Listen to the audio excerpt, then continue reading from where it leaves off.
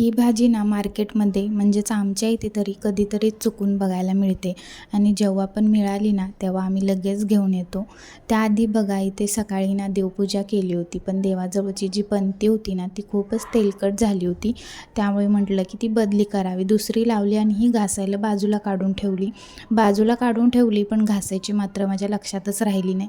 त्यामुळे मग संध्याकाळी घासून घेतली। त्याआधी मी गरम पाण्यामध्ये थोडा वेळ त्याला भिजत ठेवली, कारण की खूप चिकट झालेलं त्यामुळे, आणि त्यानंतर मग पितांबरीने स्वच्छ घासून घेतली। तर मला ना ही भांडी खूप आवडतात, तांब्याची पितळेची, घासल्यानंतर तर छान दिसतात पण नंतर परत आहे तशीच होतात।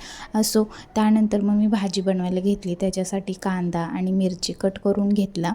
तर ही कोणती भाजी, ती भाजी म्हणजे करड्याची भाजी तरी आमच्या इथे तरी चुकूनच कधीतरी मिळते। बाकीच्या तर भाज्या सगळ्याच मिळतात, पण ही भाजी चुकूनच मिळते आणि जेव्हा पण मिळाली की आम्ही लगेच घेऊन येतो। तर इथे बघा कांदा आणि मिरची थोडीशी तेलामध्ये छान परतवून घेतली। त्यानंतर मग स्वच्छ निवडून धुवून कट करून घेतलेली भाजी त्याच्यामध्ये मिक्स केली आणि वरतून मूग डाळ टाकली भिजवलेली, आणि थोडंसं शेंगदाण्याचा कूट आणि चवीनुसार मीठ टाकून मिठाचं जे पाणी सुटतं ना त्याच्यामध्येच भाजी छान शिजवून घेतली मोठ्या गॅसवरती।